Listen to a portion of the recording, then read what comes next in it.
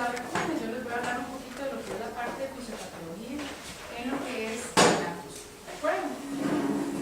No me voy a meter mucho en la parte que nos compete más a nosotros, que es la parte de manejo ventilatorio, ya sea con alta frecuencia, ventilación convencional, altos flujos y esas cosas, porque eso les va a tocar un poco más adelante.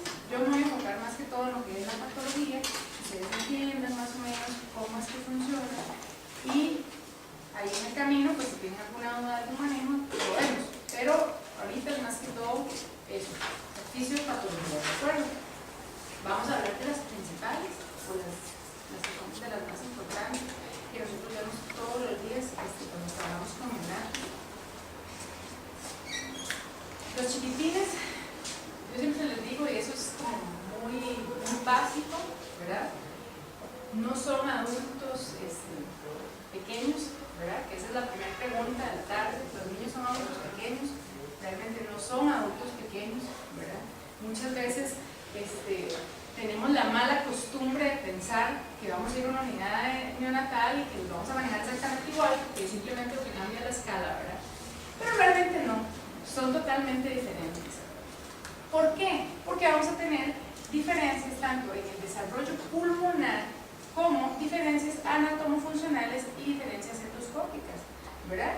Recuerden que más, si nosotros hablamos de un pretérmino, es un niño que va a nacer antes de tiempo, ¿verdad? Desde las 37 semanas, y el desarrollo pulmonar va a ser completo o no? No, ¿verdad? Entonces, eso es importante tomarlo en cuenta, es muy importante. Más si nosotros vamos a tener que ventilar a ese paciente, donde se nos va a complicar, ¿verdad? Por ejemplo, un niño que nazca, qué sé yo, a las 30 semanas, vamos a tener todos los alveolos formados, que vamos a ventilar, por ejemplo. O sea, ¿con qué vamos a trabajar? Vamos a trabajar con sangre, ¿de acuerdo? Y dependiendo del periodo en el que nazca, va a ser más difícil la muerte. O sea, recuerden que ahora hay niños que de 500 gramos que lo logramos sacar, ¿verdad? 500 gramos que son milagritos vivientes, digo yo, porque realmente son muy complicados, tienen muchísimas complicaciones, y conforme uno los va llevando, se van complicando cada vez más. O algunos no, algunos son valientísimos, ¿verdad? Y resuelven, qué sé yo, si tienen un estrés, si tienen una hipertensión, la resuelven y listo, salen, y muchos salen inclusive sin síntomas. Pero a la hora de manejarlos tenemos que tomar en cuenta esas diferencias. Entonces, en desarrollo pulmonar, recuerden siempre eso, que dependiendo de la edad gestacional, así va a estar el desarrollo. Recuerden que es hasta que el niño sobrepasa las 36 semanas más o menos, que ya vamos a empezar a tener alveolos. Antes de eso lo que vamos a tener son sacos y septos, ¿verdad? Gracias a Dios ya a partir del periodo premenstrual, que es las 27-25 semanas, y vamos a tener surfactante. Eso es, o empieza la formación surfactante, que eso es importante. Y más aún que ahora, por todo el manejo global que se le ha dado a las mujeres embarazadas, sí vamos a poder ponerles esteroides y demás que nos permitan un mejor desarrollo en un niño que uno prevé que pueda ser pretérmino. Hay emergencias también en las que eso no va a suceder, ¿verdad? Y pues vamos a tener que abordarlos más agresivamente. Diferencias anatomofuncionales endoscópicas. Anatómicamente, ¿cuáles son algunas de las diferencias? Eso es como una pequeña introducción. Hoy realmente el tema va a ser taquipnea y asfixia, pero quiero que empecemos con eso para que podamos entenderlo mejor. ¿Cuáles son algunas diferencias? A nivel de tórax, por ejemplo, tengo un chiquitillo, inclusive un niño en término, nace un bebé. ¿Cuáles son algunas diferencias? ¿Va a ser un tórax como el de nosotros, completamente, costillas completamente óseas, o va a ser más blando? Es blando. Entonces este niño, digamos, es aquel que empieza con dificultad respiratoria y va a ser aún peor para él. ¿Por qué? Porque es un tórax blando, que es fácilmente depresible. El diafragma, ¿cómo son las fibras del diafragma? ¿Funcionan o pueden tener largos periodos de trabajo aumentado o no? No. ¿Por qué? Porque no hay predominio en las fibras tipo 1, que son las que soportan la fatiga. Entonces, ese es el niño que si tiene un trabajo respiratorio muy aumentado a lo largo del tiempo, se nos va a fatigar más fácilmente. ¿De acuerdo? Que un adulto. El consumo de oxígeno, ¿qué me dicen del consumo de oxígeno? Es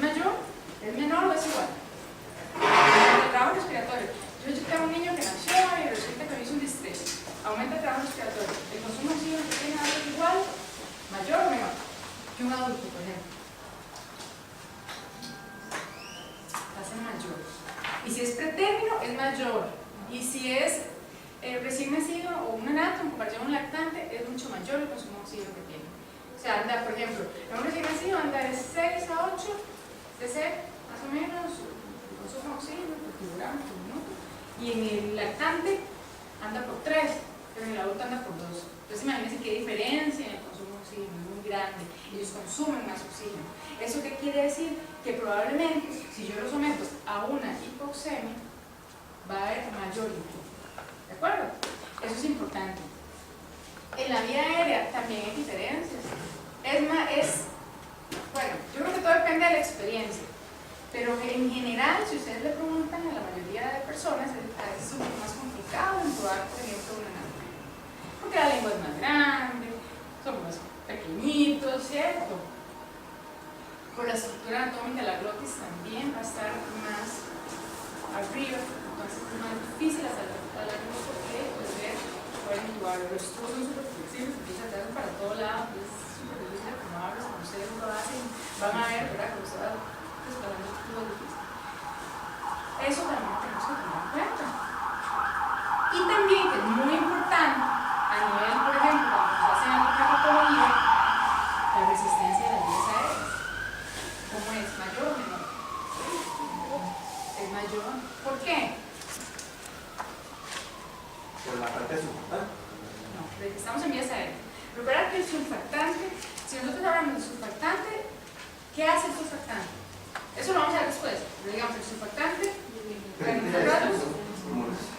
disminuye tensión superficial. ¿A nivel de quién? Entonces, ahí no estamos hablando de vías aéreas, digamos, de resistencia en las vías aéreas. El problema es que el diámetro es más pequeño. Y recuerden que un diámetro más pequeño me aumenta exponencialmente la resistencia 4 veces. ¿De acuerdo? Porque aquí no mide tanto viscosidad del aire, ni longitud. La longitud sí tiende a ser importante, pero no es tan importante como el diámetro. ¿De acuerdo? Que va a ser muchísimo menor que si nosotros hacemos una nota.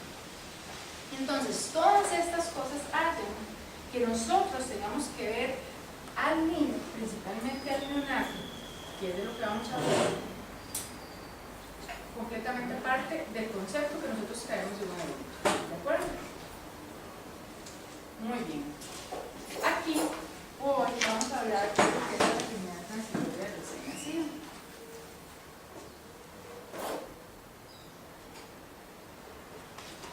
¿Por qué vamos a empezar con la enfermedad transitoria del recién nacido? Porque resulta que es la más noble. ¿De acuerdo?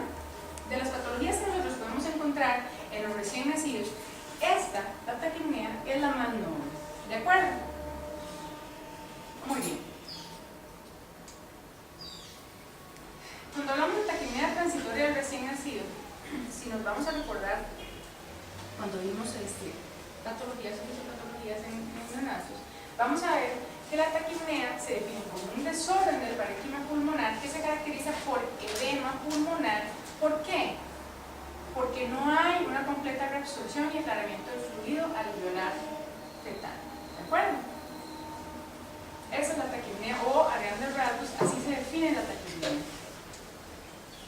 Entonces, si nosotros hablamos de líquido alveolar fetal, tenemos que preguntarnos qué pasa in útero, ¿verdad? Okay, el niño nace, pero tenemos que entender qué es lo que pasa antes de que nazca para entender qué es lo que pasa después de nacer o en el periodo que nosotros llamamos periodo de transición. ¿Se acuerdan? Hay un periodo importantísimo en la vida de todo niño cuando nace, que es lo que llamamos periodo de transición. Entonces, ¿qué pasa en útero? ¿Se acuerdan? ¿Cómo está el pulmón en un niño que está en el útero? Está lleno de líquido. ¿De acuerdo? De lo que llamamos líquido pulmonar fetal. ¿De acuerdo? Ese líquido empieza su formación en lo que es el periodo de desarrollo canalicular del pulmón, que se da más o menos, recuerden que las semanas varían entre un autor y otro, pero más o menos es como 15 a 25, 27 semanas, por ahí. ¿De acuerdo? Entonces, durante ese periodo empieza a formarse lo que es el líquido pulmonar fetal. ¿Es igual al líquido amniótico? No. Es totalmente diferente al líquido amniótico. De hecho, ustedes, si analizamos los dos, las concentraciones de electrolitos y demás son totalmente diferentes. ¿De acuerdo? ¿Por qué se empieza a formar ese líquido? Por transporte activo de cloruro, ¿de acuerdo?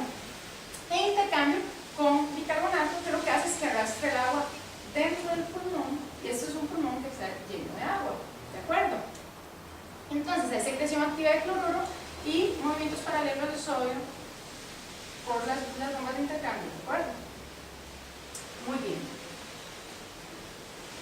Inútero, además de que tenemos un pulmón lleno de líquido, vamos a tener una alta resistencia. Por eso es que nosotros en el niño el intercambio gaseoso no se da a nivel del pulmón, se da a través del cordón umbilical, ¿de acuerdo? ¿Por qué? Porque solo 10% del gasto cardíaco va a pasar a través del pulmón, entonces no es sostenible. Resulta que hacia el final de la gestación vamos a tener un volumen de líquido de 20 a 30 cc por kilogramos de líquido pulmonar fetal. Pero todo este líquido, ¿qué pasa? Tiene que salir cuando el niño nace, ¿de acuerdo? ¿Por qué? Porque necesitamos llenar el pulmón de aire para que el niño pueda respirar.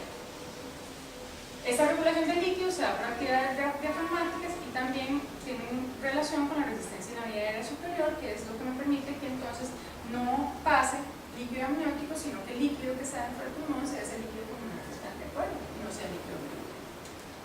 Ahora, cuando nos acercamos a lo que es el trabajo de parto y al nacimiento, es decir, unos días antes de que el niño esté por nacer, empiezan a haber cambios inútero que me permiten que se inicie la reabsorción de ese líquido, empieza a salir ese líquido. Entonces, si bien es cierto, el trabajo de parto va a generar o va a ayudar a que ese líquido salga, los cambios inician antes de que el niño nazca, ¿de acuerdo? Aproximadamente unos 5 días antes ya empieza la disminución de lo que es el líquido pulmonar fetal. ¿Qué es lo que va a pasar? Que hay disminución de la secreción de líquido 2 o 3 a 5 más o menos días antes del trabajo de parto.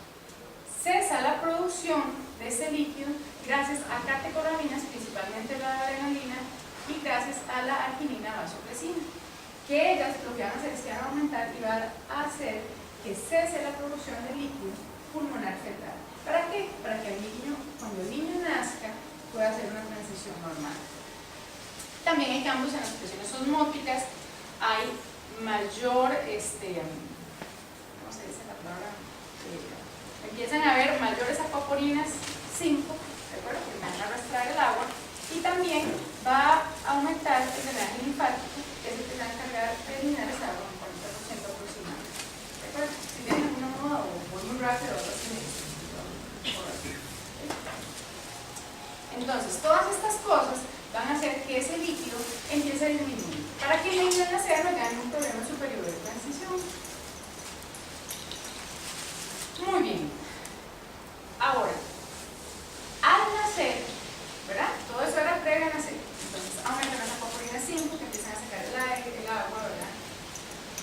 Empiezan a haber un cambio, como que es el intercambio de cloruro, entonces ahora sí empiezan a aumentar lo que es la absorción de sodio, y eso va a arrastrar el agua para afuera, ¿verdad? Y también hay regulaciones hormonales. Pero ¿qué pasa al nacer? Resulta que todos estos factores me van a contribuir a que ese líquido salga. Trabajo de parto, principalmente cuando es parto vaginal, ¿verdad? Por eso es que en las cesáreas no vamos a tener esta parte, esta compresión mecánica, que es lo que hace durante el parto. Hay una compresión mecánica que me ayuda a la expulsión del líquido del pulmón, ¿de acuerdo? La primera respiración. ¿Qué pasa en la primera respiración? ¿Qué pasa? El chiquito nace, ¿y qué espera todo el mundo que haga? Que llore. Que llore. Y las mamás estábamos casi mordiéndonos las uñas porque necesitamos que el chiquito llore. ¿Por qué? Porque necesitamos que ese pulmón se llene de aire, ¿cierto? ¿Y qué hace el oxígeno al entrar? Por excelencia, ¿qué es el oxígeno? En el pulmón. Sí, pues oxigena, pero genera también una vasodilatación, ¿cierto? ¿Cierto? Que me disminuye la resistencia. Y eso es importantísimo, porque si yo sigo con una alta resistencia, no me va a llegar sangre, van a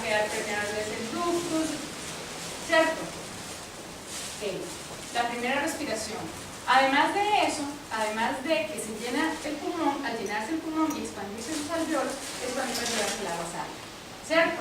Pues yo tengo una alveolita así y resulta que yo le meto un montón de agua, es como que le meto un montón de presión, porque la presión que entra con la primera respiración es muy alta.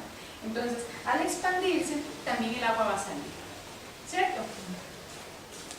Aumento en el flujo sanguíneo pulmonar, ya les acabo de decir, también va a aumentar el flujo sanguíneo pulmonar, van a cambiar los roles de resistencia y entonces, ¿qué va a pasar? Antes, la resistencia pulmonar era más alta que la sistémica y útero, ¿cierto?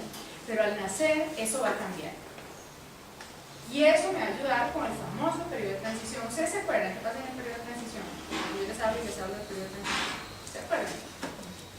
¿Qué pasa en la transición del niño? ¿Qué sucede? Ok, vamos a verlo ahorita. Muy bien. Entonces, aumenta el flujo sanguíneo pulmonar y hay transporte activo de sodio. Y el sodio me arrastra el agua. ¿Okay? Hay transporte activo de sodio. Aquí entra en juego lo que son las bombas de sodio, potasio, TPA. Ustedes se acuerdan, ¿verdad? Están en las células, son importantísimas las bombas de sodio, potasio, TPA. Personas que tengan problemas con estas bombas van a tener un montón de disfunciones a nivel celular. Entonces, aumenta el transporte activo de sodio, por ende disminuye el cloruro, y eso me permite también que salga el agua. ¿Qué es lo que vemos aquí? Entonces, este es un hermoso alveolo, ¿verdad? De aquí para acá es lo que pasa cuando el bebé está en el útero.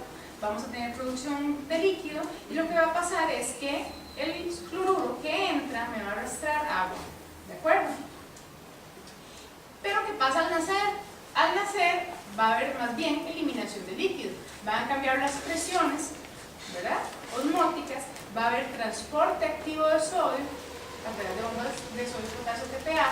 Además de eso van a estar insertos acuaporinas, ¿verdad? Va a aumentar la, no es producción, es la expresión genética para que se creen más acuaporinas, ¿verdad? Y estas se van a insertar y van a empezar a sacar el agua. Saco el agua, la arrastro y este espacio aéreo se va a llenar de aire y no de líquido. Ahora, ¿cómo termina de salir el líquido? Por los vasos linfáticos y por la microvasculatura, ¿verdad? El resto de agua que no se ha ido va a pasar a través de la vasculatura, de la microvasculatura, y va a pasar a través de los vasos linfáticos y se va a drenar y se va. Si esto no sucede, viene la taquimia transitoria. Una pregunta, no sé si me voy a adelantar. ¿Qué pasa, digamos, esto es en un parto normal, en el trabajo de parto? Y cuando tienen que hacer una cesárea de emergencia, ¿qué pasa, digamos, con ese líquido? Ok, recuerden que si se adelantan un poco, porque una de las causas de taquimia es parto por cesárea. Pero recuerden que no solo el trabajo de parto ayuda a expulsar el líquido. Entonces, no todos los niños, si bien es cierto la incidencia mayor, no todos los niños nacidos por cesárea hacen una taquimia. ¿Por qué? Porque vamos a tener los canales de sodio, vamos a tener igual drenaje linfático, vamos a tener igual aumento de adrenalina y catecolamina, de catecolaminas como la adrenalina, de arginina o vasopresina. Entonces, todo eso igual me va a sacar el agua. Pero digamos, por el periodo que vos hablaste de los 2 a 3, 5 días de preparación antes del parto, eso me imagino que va a ser en el momento que él nace, ya eso empieza como más lento, ¿no? Va a ser un poco más lento, por eso también hay mayor incidencia, pero sí se va a dar. Porque, digamos, todo cambia cuando es pretérmino, cuando es término, ¿verdad? Todo cambia. Porque normalmente, si uno empieza a hablar de una cesárea electiva, ya sabemos que va a ser un niño término, ¿verdad? A menos que sea una mamá que tenga ya alguna patología de fondo, por ejemplo, una mamá que tenga hipertensión, que haga una preeclampsia, entonces ya lo tenemos que sacar ya, aunque no tenga las 27 semanas, ¿cierto? Entonces, si es una mamá que está cercana a y ya tiene, qué sé yo, 35 semanas y me está haciendo preeclampsia, se sabe, ¿sí? Pero ya ahí todo cambia. Recuerde que los niños cuando son pretérminos tienden a hacer más patologías a nivel respiratorio, entonces probablemente la mayoría no te van a hacer solo una taquimia, casi siempre tienen algún síndrome de estrés o algo más asociado, ¿verdad? Suerte si te hacen solo la taquimia, que es por reabsorción. Entonces, sí cambia, ¿verdad? Pero igualmente al nacer, todos los cambios, si naciera ya sea un cercano al término, porque normalmente las taquipneas se dan en niños que están cercanos al término, ¿verdad? Cuesta mucho que usted las vea en un niño muy pretérmino, casi siempre ya leímos de ustedes más bien lo que hacen, pero las taquipneas se ven más en niños cercanos al término. Entonces, sí va a haber mayor dificultad para el aclaramiento del líquido, pero sí se va a dar por los otros factores. Ahora, en relación a, ya sea término o cercano a término, y que sea por cesárea, la incidencia aumenta, pero no solo, como te digo, no solo el trabajo de parto va a ser el que tenga influencia aquí, ¿verdad? También va a haber expresión de canales de sodio, de apoporinas y demás, que ya cuando el niño nace, pues van a acelerar este proceso. Inclusive, el cuerpo se va preparando desde antes, con contracciones pequeñas y demás, que eso va preparando también al niño para todos estos cambios. Gracias. Con mucho gusto, con mucho gusto. Eso estamos. Ahora, vamos a tocar, antes de pasar aquí, lo que es el periodo de transición, porque me parece que es importante recordar, ¿verdad?, todas estas cosas. ¿Qué es el periodo de transición? ¿Qué es? En sí, ¿por qué le llaman periodo de transición? Porque las condiciones que hay dentro del útero son totalmente diferentes, como estamos hablando, a las que hay afuera. El primer trauma gigante que se le da al niño es cuando nace, ¿cierto? Es el primer trauma, lo sacan de pancita de la mamá, donde está cómodo, caliente, feliz, él juega, duerme cuando le da la gana, come cuando quiere, y sale, hay frío, ruido, ¿cierto? El famoso periodo de transición se da en las primeras horas de vida del niño, que es donde se empiezan a dar todos esos cambios, principalmente a nivel ventilatorio y a nivel circulatorio. ¿De acuerdo? Eso es el periodo de transición, donde se dan todos los cambios de la vida intrauterina a la extrauterina. Y vamos a tener, a nivel respiratorio, ¿qué va a pasar? Ya lo acabamos de ver. Entonces, va a haber salida de líquido, ya no va a estar lleno de líquido, sino que va a estar lleno de aire. ¿Qué pasa? Entonces va a haber expansión del pulmón, van a disminuir las resistencias vasculares a nivel pulmonar, se va a hacer la circulación o la resistencia de la circulación pulmonar va a ser menor que la sistémica, ¿cierto? Que es al revés inútero, y eso me va a permitir que también haya cierre de quiénes. ¿Quién está abierto? De los ductos. ¿Cuáles son los ductos que tenemos? El arteriovenoso. Ajá, y el foramen oval, el ducto arterial y el foramen oval, ¿de acuerdo? Entonces, en ese periodo de transición se tienen que cerrar. ¿Para qué? Para que haya una adecuada circulación, ¿de acuerdo? Y va a ser un proceso de unas horas después del nacimiento. Por eso es que cuando un niño nace, apenas nace el bebé, y usted lo pasa y le dicen, póngale la oximetría para ver cómo está. ¿Dónde se pone? ¿Dónde se pone? ¿En cualquier lado? ¿Ah? En la mano derecha. Porque ahí es, ¿qué? Preductal. ¿De acuerdo? Es la más confiable, que es la preductal. ¿Por qué? Porque todavía el niño está en ese proceso de cerrar el ductus y entonces siempre lo vas a poner en la mano derecha, que es la más confiable. Ojalá lo ponen primero y luego encienden el oxígeno. ¿Para qué? Para que empiece a dictar una lectura confiable cuando se lo enciende. ¿De acuerdo? Esos son tips que algún día están ahí. Entonces, eso es importante que ustedes se acuerden. ¿Por qué? Porque si yo logro entender qué pasa cuando ese niñito nace, ¿verdad? Y empieza a hacerme alguna patología, ¿verdad? Ya yo empiezo a pensar. Acuérdense que generalmente cuando uno lo llama a la sala de partos, cuando uno lo llaman de primera instancia, lo primero que me pregunta es, ¿qué hace hasta que no atiende? ¿Por qué? Porque uno va maquinando. Ok, muy bien. Resulta que de tanta edad la mamá me dijo que tenía eso y eso, puedes tener eso, pueden hacer con esto, esto y esto y esto. Puede que nazca bien, pero pueden hacer con esto, esto, esto y esto y esto, y ¿qué voy a hacer? ¿De acuerdo? Ahora, eso también se sale un poco, pero sí quiero que lo recuerden. ¿Cómo a qué tiempo de nacido el bebé puedo esperar yo una oximetría mayor a 80, 90? Ya que se acerca a lo normal, digamos, 94, 95. Apenas nace. Porque puede ser que nazca y usted se la pone y a Santísima Trinidad, ese chiquito está fatal, y puede ser que no. Cuando nace, tiene una simetría normal, ¿o no? ¿Cuánto tiempo tarda? ¿Por qué 10 minutos? Más o menos. Son aproximadamente a los 10 minutos. Ya ustedes tienen que ir viendo una simetría normal, pero en los primeros minutos igualmente ustedes pueden verla en 50, 70 y se denle chance, ¿de acuerdo? No ocupa oxígeno ya, sino denle chance. Muy bien. Esos serán como los pasos generales. Ahora, entonces, de acuerdo a todo lo que vimos, el aclaramiento de ese fluido alveolar fetal se da antes del nacimiento, durante la labor de parto y posterior al nacimiento, cuando el niño termina de hacer la transición. ¿De acuerdo? Eso es importante que lo sepamos. Cuando esto se altera, es cuando vienen las taquipneas transitorias del recién nacido. ¿Ok? Entonces, volvemos a lo mismo para que quede bien claro, porque ese es realmente el porqué de la taquipnea. Cuando hay alteraciones del aclaramiento del líquido pulmonar fetal, ¿de acuerdo?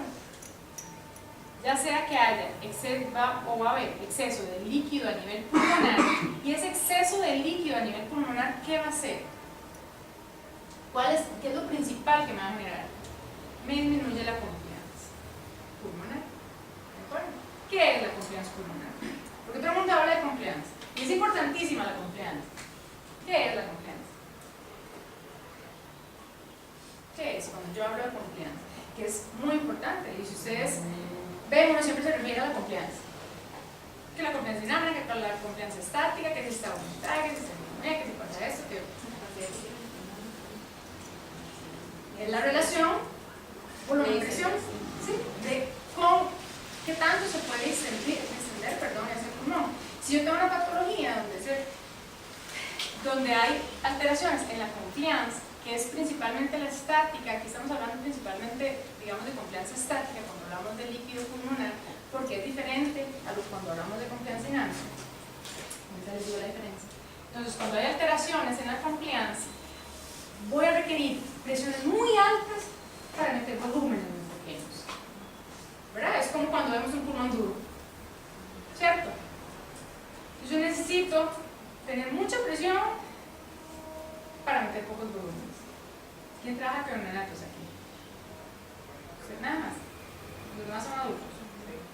Es como cuando ustedes ven un paciente que tiene un síndrome de distrés. ¿De acuerdo? ¿Cómo están las confianzas?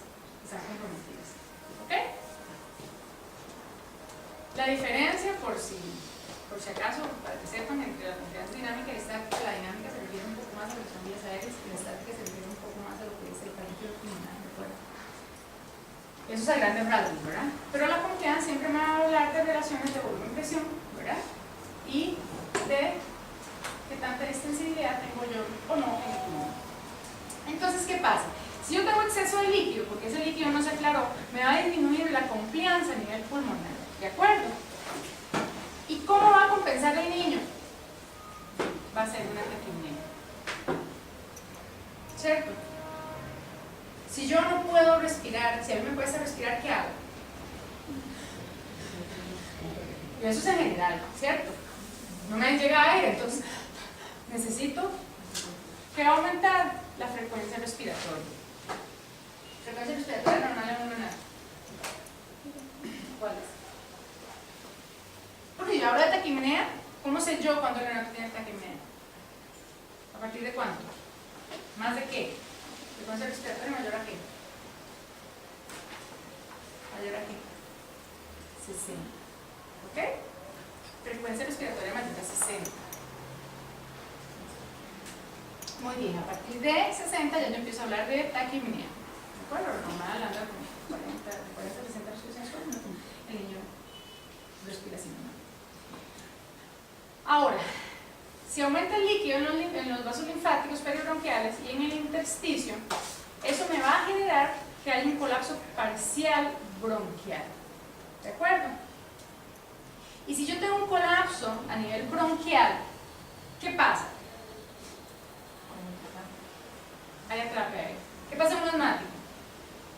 Se cierran los bronquios, ¿qué pasa? Entra aire, sale aire.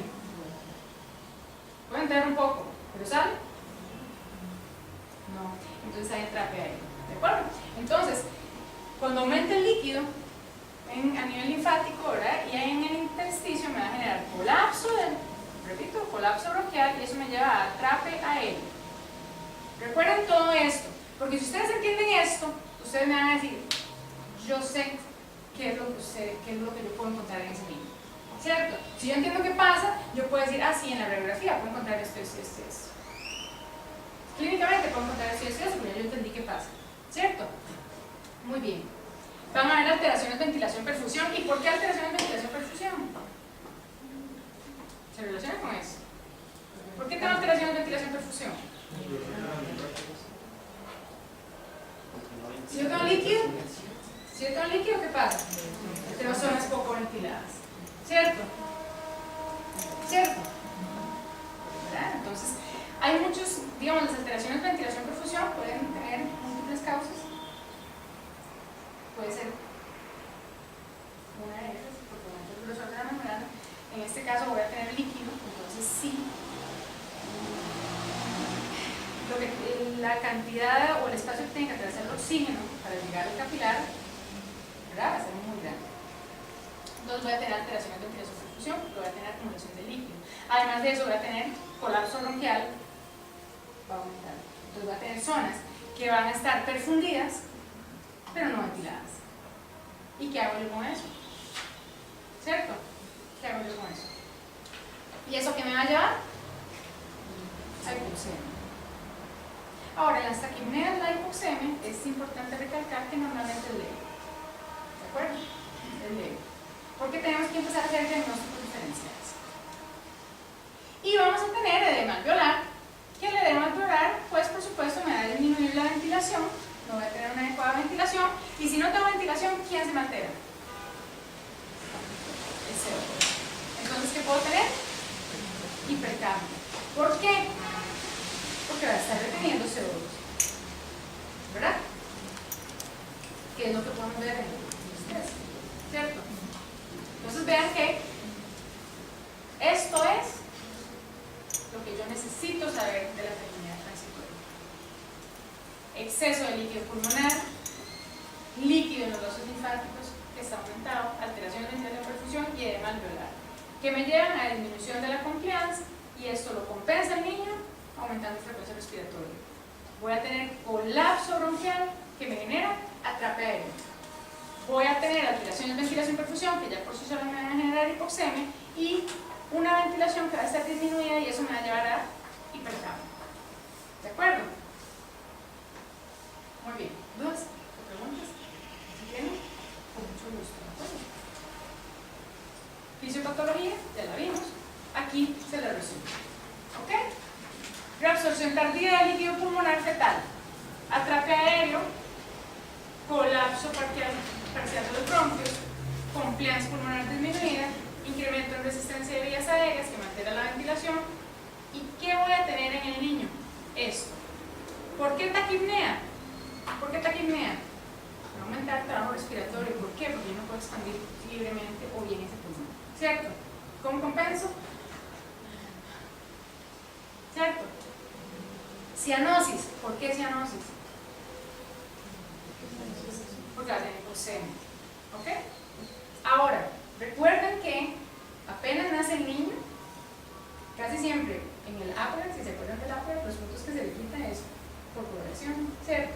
Porque vamos a tener una cianosis periférica, ¿verdad? No central. Central nunca. Pero sí podemos tener una acrocenitis, ¿de acuerdo? Pero en este caso sí la vamos a ver un poco más marcada si el niño está muy hipoxémico. Esfuerzo respiratorio aumentado. ¿Cómo veo yo el esfuerzo respiratorio aumentado en un neonato? ¿Qué ven ustedes cuando un niño tiene aumento del trabajo respiratorio? Es característico. Pueden ver aleteo nasal, ¿verdad? Entonces ese niño que empieza a hacer esto con la nariz. Ustedes ven los huecos así, así. ¿Cierto? Dicen algunos autores que los niños solo respiran por la nariz. Eso es cierto, completamente cierto. Los niños están así, pero sin embargo, O sea, tienen de la glotis, ¿verdad? Y las estructuras anatómicas, principalmente por la producción de la glotis. Recuerden que en ellos la laringe está más o menos en C1, ¿verdad? Y la glotis anda por la mitad de C1, entonces, a diferencia del adulto, por esas posiciones ellos van a ser respiradores nasales por excelencia, digamos, o primordialmente.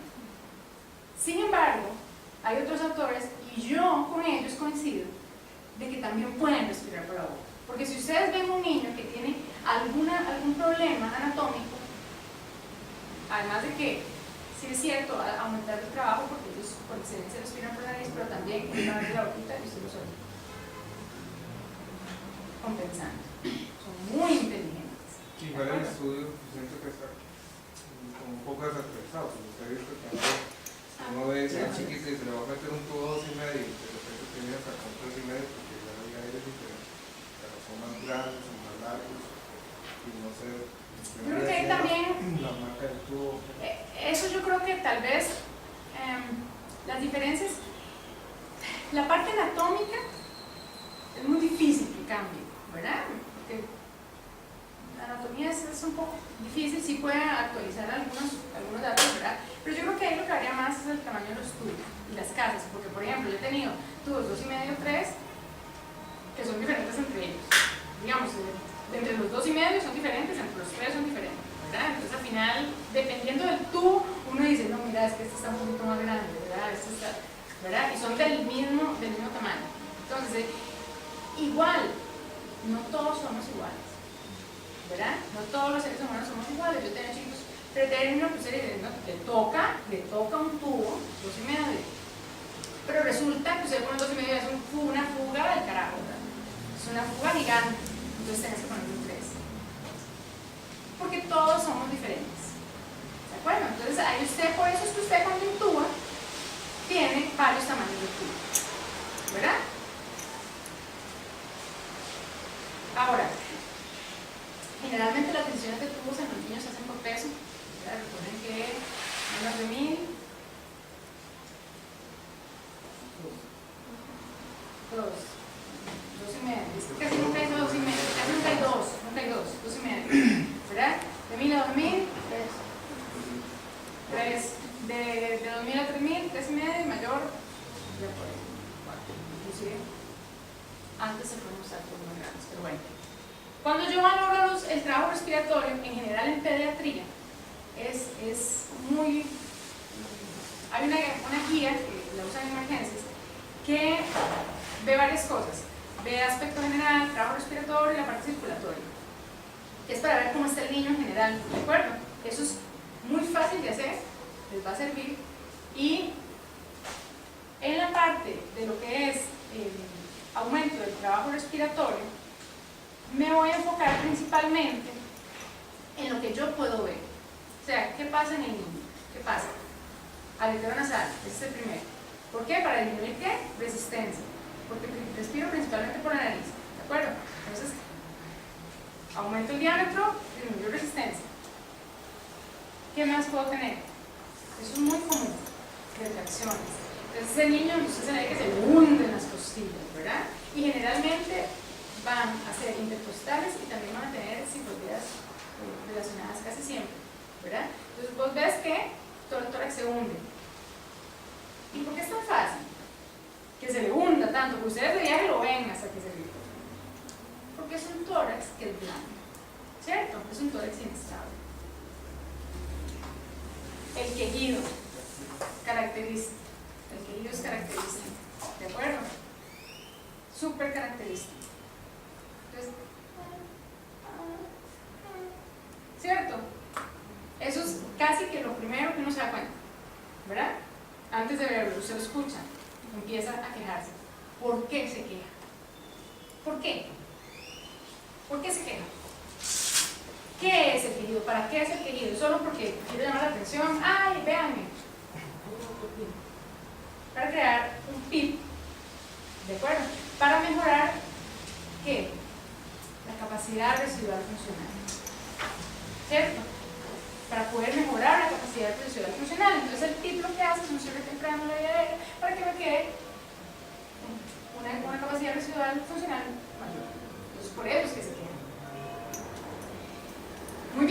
en esfuerzo respiratorio aumentado, eso es casi que lo principal que voy a ver. ¿Y quién mide eso?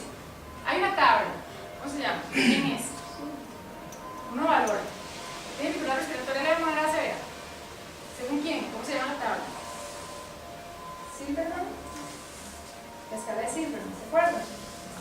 ¿De acuerdo? Entonces uno ve alternanza, retracciones, el quejido, de disociación abdominales, y usted puede decir, con mayor mejoramiento, digamos, que tiene una dificultad leve, moderada, severa, que eso también me va a servir para yo tomar decisiones. ¿De acuerdo? En cuanto al manejo de ese niño. Vamos a tener un diámetro anteroposterior un poco aumentado. ¿Por qué? Porque da trapeo, ¿cierto? Pues no trapeo, voy a aumentar el diámetro anteroposterior del tórax. ¿Y qué pasa con la auscultación? Que eso es muy importante. ¿Qué pasa con la auscultación? ¿Hay crépitos? ¿Sí o no? Una taquipnea. ¿Tengo crépitos? No. No escucho crépitos.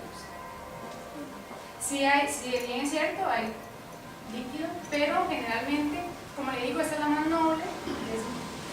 Cuando están en taquipnea es leve, generalmente es poca la cantidad que hay. Entonces, miras que la auscultación generalmente es normal. Ahora, puede disminuir la entrada de aire. ¿Por qué? Porque hay colapso bronquial, entonces puede disminuir, puede escuchar una leve disminución de la entrada de aire. Pero eso es muy importante. La auscultación es muy importante porque me permite ir haciendo diagnósticos diferenciales. ¿De acuerdo? Entonces, yo veo un niño que está con dificultad respiratoria, pero yo lo ausculto y tiene un murmullo vesicular normal, no escucho ruidos asociados, ¿verdad? Veo un trabajo respiratorio levemente aumentado. Ya yo empiezo a hacer diagnósticos diferenciales con otras patologías que pueden ser más importantes. ¿De acuerdo? Entonces, gracias a esto voy a encontrar esto. ¿Ok? Ahora, la incidencia. Recuerden que aquí hay un pocos estudios, entonces la mayoría de estudios casi siempre son de Estados Unidos, de otros países, pero es aproximadamente de 5 a 7 por cada 1000 nacidos en niños término. Recuerden que se da generalmente en niños muy cercanos al término o en niños término. ¿De acuerdo? Factores de riesgo, que eso es muy importante. Ya hablamos de ¿verdad? Que es la cesárea, ¿verdad? Electiva versus el parto vaginal. Vea que esto es muy importante, la incidencia que hay en cesárea versus el parto vaginal, que eso es una de las razones por las que también lo mueren el parto vaginal. Entonces, un poco de todo. Pero vean que la incidencia en cesárea es un 42% versus un 9% en partos vaginales en el término, ¿verdad? En cuanto a prematuridad, ¿verdad? En cuanto a niños prematuros versus niños de término, pues va a ser mayor también en niños prematuros. La diferencia no es muy grande, pero sí va a ser mayor entre términos. Y los varones también va a ser mayor la incidencia que en las niñas. Ahora, solo una pista lo podría decir, pero casi siempre son más fuertes las niñas, ¿verdad? Casi siempre. Entonces, en el caso de la taquipnea también los más favorecidos son los varones, ¿verdad? Tiende a haber una mayor incidencia. Muy bien, entonces, esos son factores de riesgo, ¿verdad? Que se pueden dar durante el parto, cuando el niño nace, y factores que vemos asociados a la madre. Pueden preguntar, ¿a qué se debe que sean mejor en la evolución en niñas que en niños? No se lo puedo No hay decir. nada así como que No hay nada, mayor capacidad. no hay ningún estudio que diga, pero eso se lo digo por la práctica clínica, Sí. ¿verdad? O sea, eso se lo digo por la práctica. Uno tiene una niña, o sea, nace una niña con algún problema y dice, ¿verdad? Normalmente resuelve. Los niños no. No te puedo decir con bases científicas, te lo digo por la experiencia, digamos, por lo que uno ve día a día. Vieras que normalmente los niños se tienden a complicar más. No sé por qué. O sea, eso sí, no hay estudios que, ¿verdad? Que digan, ni tampoco hay todavía no se ha aclarado por qué la incidencia es mayor en varones, eso tampoco se lo puedo decir, no hay ningún estudio tampoco que haya dicho por qué es mayor en varones, ¿verdad? Pero es así, ¿verdad? Muy bien. Factores de riesgo durante el parto, ya sabemos entonces que el parto por cesárea es bastante la diferencia que hay. Cuando hay trabajos de parto prolongado, cuando hay asfixia al nacer, pinzamiento de cordón, mayor de 3 minutos a un pinzamiento tardío del cordón, eso aumenta la incidencia de taquimías. En el neonato propiamente, ya cuando el niño nace, en los niños macrosómicos, hay mayor incidencia cuando son masculinos, cuando hay asfixias, cuando hay pequeñas fetales, en los prematuros y los que tienen bajo peso al nacer. ¿De acuerdo? Esos son factores de riesgo asociado que entonces o se lo llaman o usted va a tener un parto o va a haber un chiquito y le empiezan a decir toda la historia, usted ya va pensando, bueno, puede tener, con estos factores puede tener esto, esto o esto, ¿verdad? Y ya cuando se llega, pues ya valorará qué es. Y en la madre, cuando hay sedación materna excesiva, ¿verdad? Que eso también puede relacionarse con esto, ¿verdad? La sedación. Cuando hay sobrecarga de líquidos en las mamás asmáticas, tampoco hay estudios que digan a ciencia cierta por qué las mamás asmáticas, ¿de acuerdo? No, todavía no han encontrado la razón que digan que es por esto, ¿no? Pero sí hay mayor asociación con madres asmáticas, madres diabéticas y madres drogadictas, ¿de acuerdo? Muy bien, muy bien. ¿Preguntas, dudas? No, vamos bien. Ok. Diagnóstico, bueno, el diagnóstico es más que todo clínico, casi siempre el diagnóstico, los chicos con feminidad uno lo hace clínicamente, ¿verdad?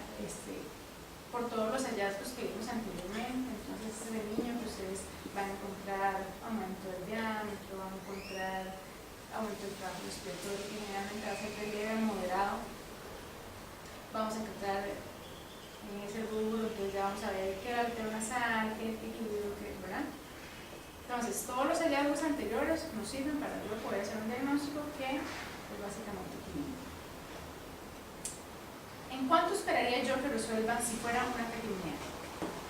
¿En cuánto tiempo debería resolver? ¿En cuánto tiempo resuelven? 4:48. Hasta 72 horas. ¿De acuerdo? Si pasa las 72 horas, hay algo más. Piensen en algo más. ¿De acuerdo? Pero normalmente resuelven en aproximadamente ese tiempo. Entonces, el diagnóstico es clínico. Yo puedo valorar unos gases arteriales, ¿verdad? En el niño, podría eventualmente pedir unos gases. ¿Y qué puedo encontrar en los gases? De acuerdo a todo lo que vimos de la fisiopatología, ¿qué voy a encontrar en los gases? Voy a encontrar una acidosis respiratoria, podría encontrar, pero casi siempre son leves, porque el CO2 pues, puede aumentar, pero aumenta de manera leve, ¿de acuerdo?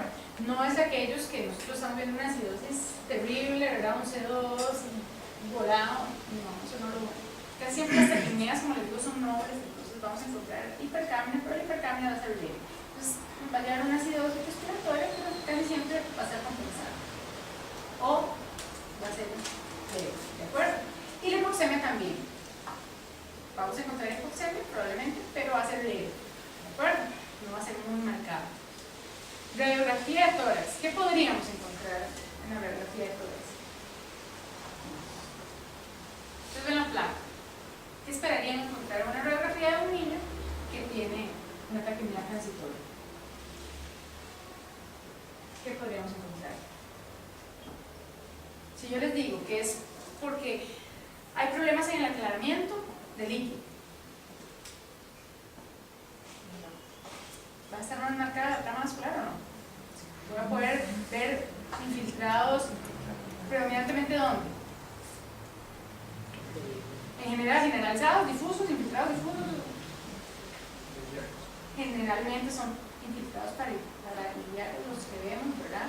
Puede haber cierto grado de cardiomegalia, se puede ver. Si tengo atrape, ¿qué voy a tener? Si tengo atrape aéreo, ¿qué puedo tener? Puedo tener aplanamiento diafragmático, las cosillas como van a estar un poco más horizontalizados, va a tener espacios intercostales más anchos, digamos. Y la famosa sisulitis, ¿cierto? ¿Qué es eso? Es por el edema, ¿verdad? Entonces va a estar el líquido en las fisuras y vamos a tener la famosa y característica sisulitis, ¿verdad? Donde ustedes Lo que se va a ver es como una línea que viene donde quedan las fisuras pulmonares. Eso es lo que llaman la famosa fisuritis, que es lo que más caracteriza la tequila. ¿De acuerdo? No siempre lo puedes ver tan fácilmente, pero se puede ver en la red. Y bueno, ya, entonces ya dijimos, hiperexpansión, complemento enfermático, inestabilidades, cardiomegalia, fisuritis y aumento en la trama vascular pulmonar. Ok, entonces, ¿qué vamos a hacer? Vamos a atender a un chico, es un recién nacido, de 27 semanas. ¿Cómo vamos a hacer o a reconocer a ese niño, hacer el diagnóstico y qué es lo que esperamos ver? ¿Cómo lo vamos a diferenciar de otras patologías? Ya esto es repetitivo, ¿verdad? Ya lo hemos visto, pero es para reforzar. Primero, recuerden que la historia clínica es súper importante en cualquier paciente. ¿De acuerdo? Adulto, pediátrico, neonato, la historia clínica es súper importante. Porque gracias a la historia clínica yo me voy haciendo una idea de qué puedo encontrar. La mamá, recuerden, siempre preguntar a antecedentes maternos, eso es muy importante en el caso de recién nacidos, ¿verdad? Entonces, diabetes, asma, parto pretérmino, cesárea, historia clínica, todos los antecedentes obstétricos que son estos, y exploración física del niño, que es esta. Examen físico, por supuesto tiene que haber taquipnea, ¿verdad? Tiene que haber taquipnea. Ver la dificultad respiratoria, ver si hay cianosis, si hay campos pulmonares limpios y si las saturaciones de oxígeno son menores a 80. ¿De acuerdo? Si hay oxígeno. ¿De acuerdo, chicos? Muy bien. Ahora, ya con esto yo ya me puedo hacer una idea de que tengo una taquipnea. Y recuerden